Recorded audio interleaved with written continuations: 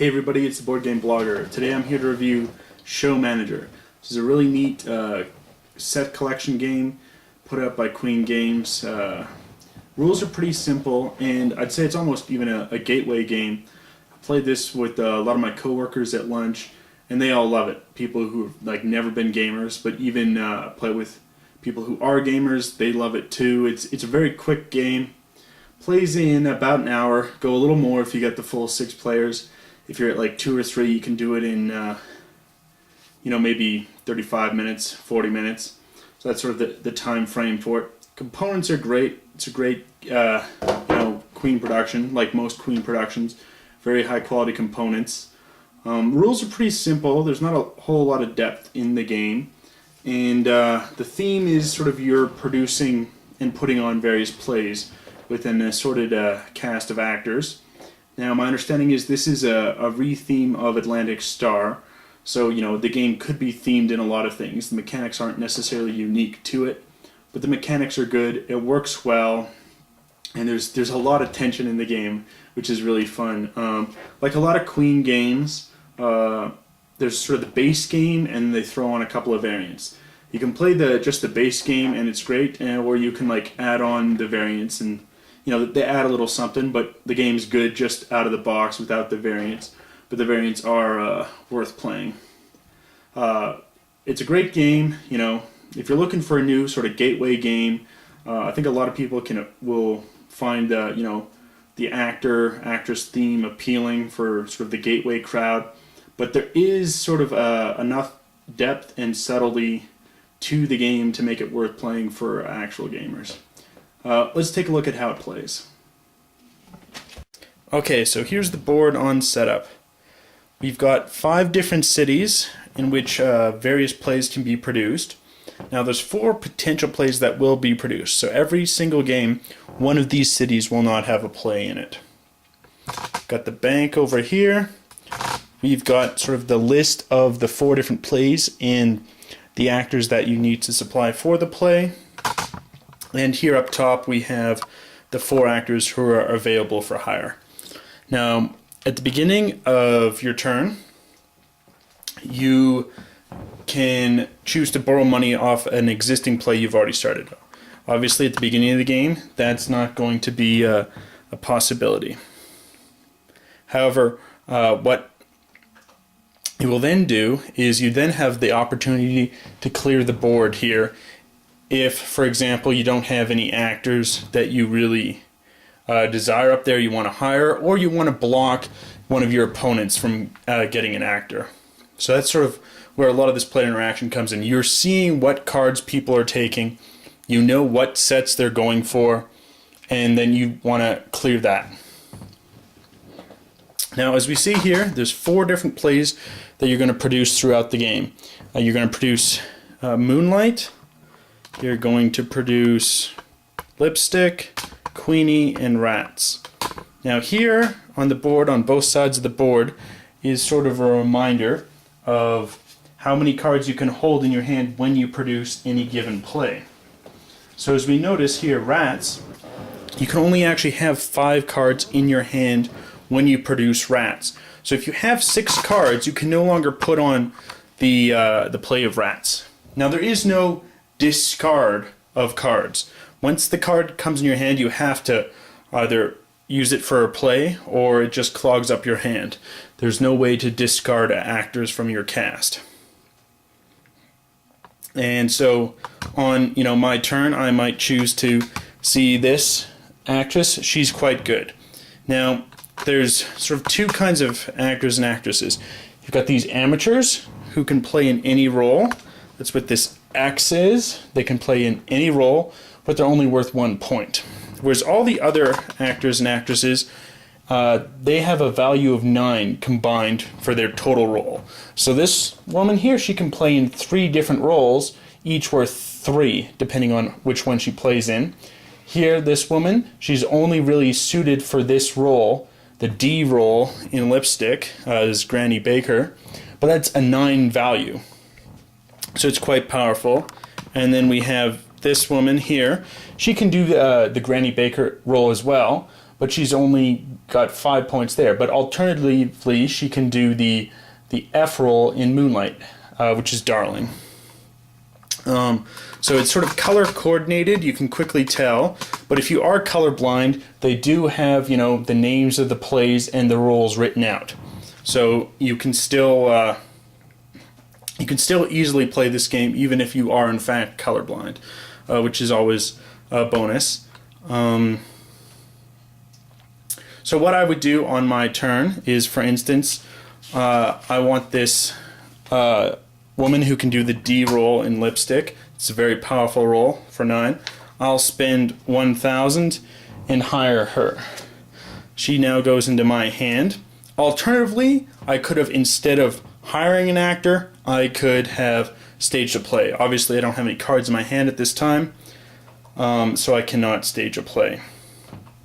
These now slide down, and we have a new actor coming up. So this is a pretty powerful actor also for Lipstick. Now obviously, since looks like I'm staging the Lipstick play, I kind of want to get that actress, even if she's a little more expensive. I still have $17,000 left in cash. Each player always starts the game with $18,000. And the only way to make more money is to have staged a play and then borrow money off of that play. However, I probably will not stick with and get this actress, because other people will see this is what I'm going for and they will probably hire her away. After, let's say the game goes by a little bit and we've been pulling various actors and actresses. Okay, so we've been playing for a while. Again, the order of the turn is you can first borrow money off a play. You can then clear up the available actors for play. You pay $2,000 and that clears the available actors to cast. And then you can either stage a play or take an actor. So here I now have 5 actors, which is enough to stage Lipstick. So I will choose to do that instead of hire an actor. I have this guy, he's worth 3 points for the A role. I do not have a B, but I will use this amateur actor for the B role. I could in fact have used anyone. I could have used, even this guy for the B role, even though it doesn't say B. However, that would then be a miscasting, and I would not get the bonus points as we see here. If you perfectly cast Lipstick, you get a bonus 5 points. So I now have 4 points. I now add him for the C roll for another 5, which makes it at 9. I will add her, who I picked up earlier, for another 9, puts it at 18. Another 9 puts it at 27, and then I get the bonus 5 points.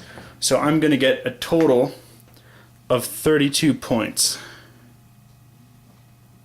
Now I'm just simulating a 3-player game here, so we're going to have some sort of just dummy players in the game. Now I am Boardgame Blogger here, and I am the drum, so I have my 4 drum tiles for various plays. So I will do this 32.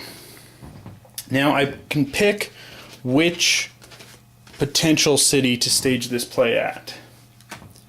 Now, what's interesting here is you're going to have your biggest successes here in New York. However, they're also going to be the worst valued. So as we can see, the first 2 you get more points staging it up here in New York.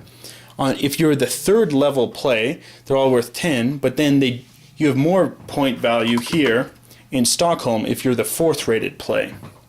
Now currently I've a value 32 that 3 computer or dummy players are less than me, so I'd probably want to stage this in high up in New York. That is, unless I want to borrow money. Let's say I choose to stage it in London. So I go there and then we put in the various computer players. So sort of unlike real life, all the types of one player are all staged in an individual city. And that's probably the only thing that doesn't really make sense thematically, but is necessary for gaming purposes. So now, at the end of the game, I'm going to get those 20 victory points. Money isn't worth anything at the end of the game. It's just the victory points from the various plays. So let's say it's my turn again. Now I could choose to borrow money off this existing play. Let's say I borrowed 1,000, and so it's now a 31 value play. Well, now I actually drop in position because we're tied. If I borrow money to tie, I'd actually go below. And I will now get an additional 1,000 from the bank. However, you can only borrow money off a particular play one time. So if I'm going to drop one, I might drop more. So instead of dropping just down to 31, I'm going to drop down to 28 to maintain the same position but borrow more money. So there I borrowed 4,000. I have a little bit more money. You can borrow up to a maximum of 10,000 off of any given play. And this is where a lot of the tension comes in, and I think it's more fun with more players. Because then in a 3-player game, we already have 3 sort of computer tiles out there, and we know exactly what their values are going to be for any given play. That's sort of predetermined at the beginning of the game. But let's say we're doing a full 6-player game here. Now I stage lipstick. I have no idea what the other people are going to be scoring as a value on their lipstick play. I can kind of guess by seeing who they're picking up as various actors and actresses. And then I need to borrow money accordingly. And how much money I borrow is going to be based on what position do I want to have that play stay in at the end of the game. So there's a lot of tension there in borrowing money, in reading the other players on what they're going for. You see what they're collecting.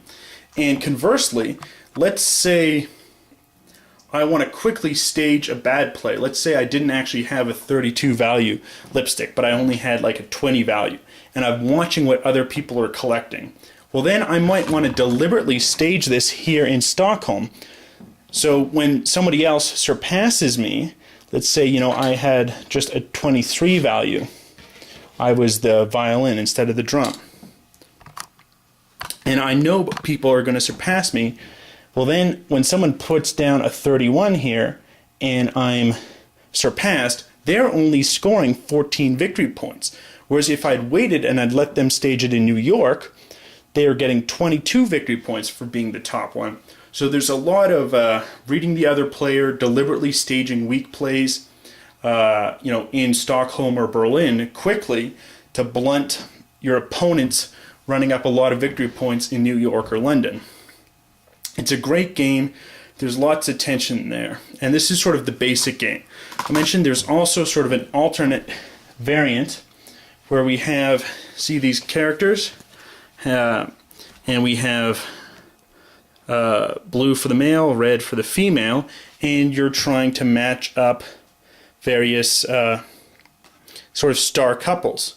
Now, if you can manage to match up star couples in your play when you play them, then you're going to be getting a bonus. And for having a star couple, you can either collect an additional $2,000 immediately from the bank, or you can value your play at 2 points more.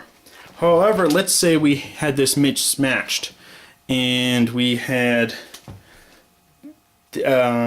who's another actress here? Let's say we had her in our blue play.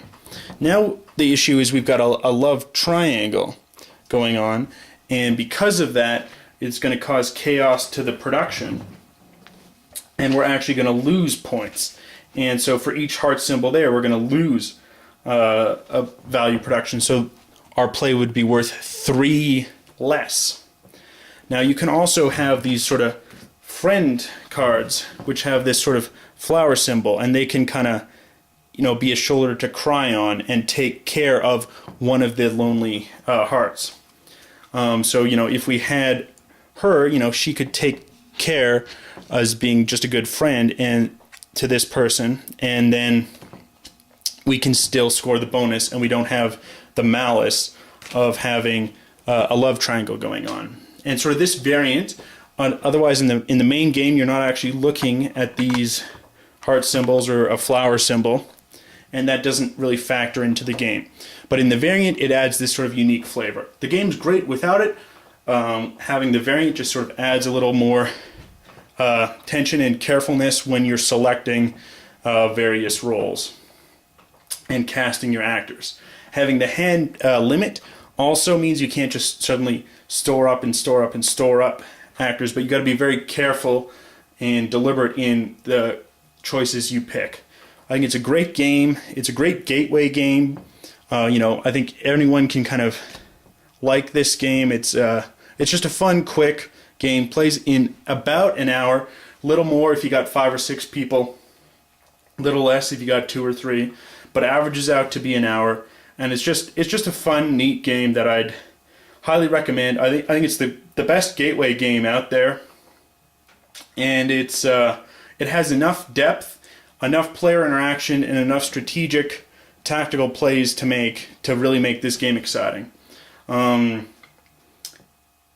However, there is this sort of movie theme that might not appeal to everyone, but the game really doesn't need the theme. That is kind of the weakest element of this game. Is you could retheme it. It's been rethemed as Atlantic Star, but it's still a neat game that I'd highly recommend.